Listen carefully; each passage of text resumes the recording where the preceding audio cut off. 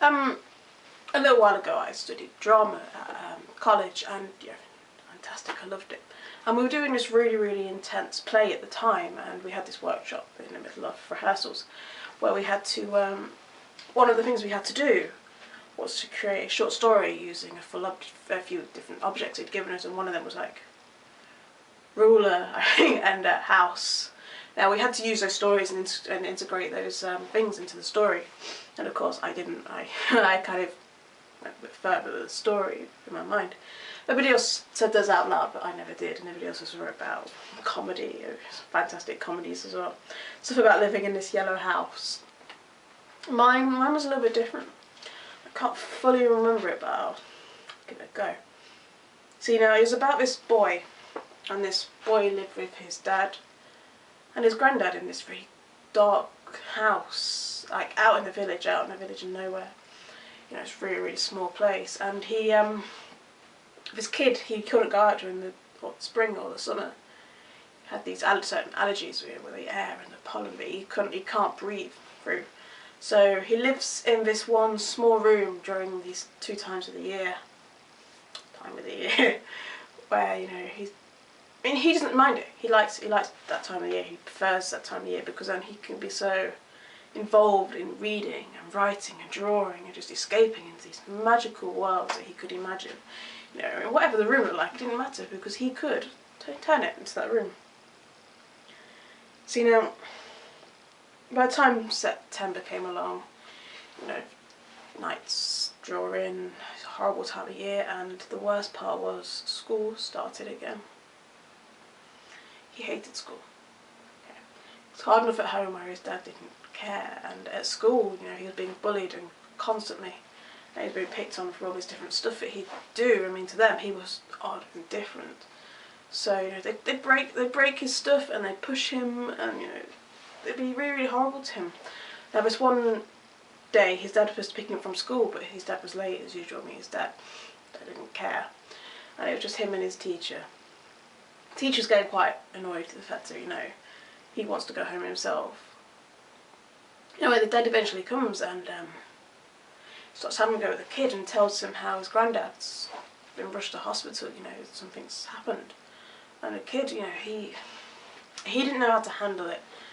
He was upset, he was heartbroken, and, you know, the best thing he could think of at that time to be able to comprehend with that news was to read, and he got out his favourite book for his mum, who actually died a wee while ago, and they were very close. There's one book that she used to read to him all the time, and it was about this island, this beautiful island, with like the ocean, and it's so separate from everywhere else, and all the creatures and all the different things there, and how separate it was, and how it was its own little world. And he read it because he used to imagine his mum there. Now his dad, he didn't like that. He didn't like that at all. In fact, he wasn't giving him the attention. So, you know, he picked up the book and he threw it on the floor, and, you know, he ruined it. He stamped on it. He was shouting at the kid. The teacher ignored them, you know, and the kid was heartbroken because, you know, it's like his one memory of his mum had now just been trashed. So he picked it all up. You know, he got all the paper off the floor and he ran home. He ran as quick as he could during the rain, and, you know, his dad tried to catch him up, but, you know, he didn't really care that much, and he wasn't able to catch up his little legs anyway. So the kid got home into his gloomy room, and he shut the door, he locked the door. And, you know, he tried desperately hard to glue this book back together, because, you know, it was hard enough for him to deal with the fact that his granddad was ill and that his mum was dead, and that, you know, he'd hated school and everything was going on. And he was trying desperately to piece it back together, and he just couldn't.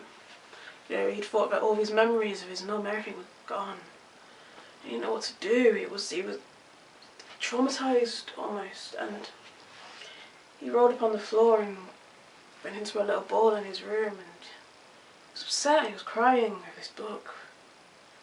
And then he remembered that his mum said, you know, objects don't matter.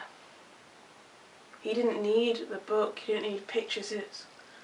For his memory. His memory was strong and important. His imagination was fantastic and lovely, creative and wonderful, you know. And all he needed was to know that she was still in his heart, And you know, as long as he had that and you know, things that they'd done, he didn't need a picture, you know, he didn't need a book.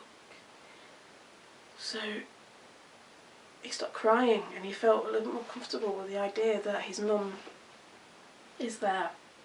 His mum will always be there, and he knows that one day he will be able to go to the island again, you know, and see her, and then they can just be those two in this beautiful place together at sunset, just enjoying the sound of the ocean, and it made him feel better, you know, he was more able to cope with things. So yeah, I told you it's not a very good story, but yeah, I said I can't fully remember it, so I hope you enjoyed it anyway.